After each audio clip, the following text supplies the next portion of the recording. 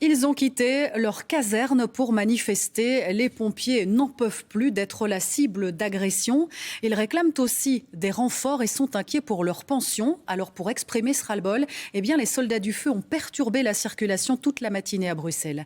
Hicham Boukrouf, Arnaud Rubens et Eric Bévert les ont suivis. Des vestes de service déposées sur les barrières, dressées non loin du ministère de l'Intérieur. Le geste est symbolique. Il exprime le malaise des pompiers. Il a plusieurs causes. 1. Les agressions dont on est victime de plus en plus fréquentes et violentes. 2. On demande un refinancement de la sécurité civile en général pour augmenter les effectifs. Vous savez, on est 5-6 000 pompiers professionnels depuis plus de 30 ans. Je pense qu'il est temps de revoir un peu sa copie. Et 3. Les mesures pour la pension. Il faut savoir que les pompiers, en théorie, ils vont être pensionnés à 67 ans. Donc qu'est-ce qu'on va faire encore avec des gars à 67 ans sur un sauvetage aérien à l'échelle de la coulisse? Donc moi j'ai du mal en tant qu'adjudant de poste, quand je monte de garde, à dire que mes gars vont encore pouvoir faire des interventions costaudes passer un certain âge. Donc je pense qu'on pourrait être pensionné plus tôt.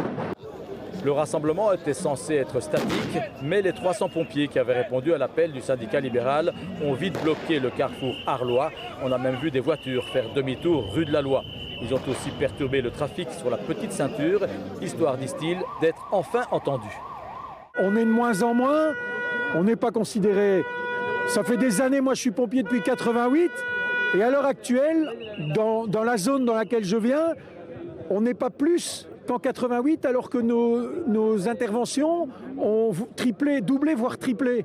Quand je suis rentré en 88, on faisait 3 000 à 4 000 ambulances, maintenant on en fait plus de 11 000.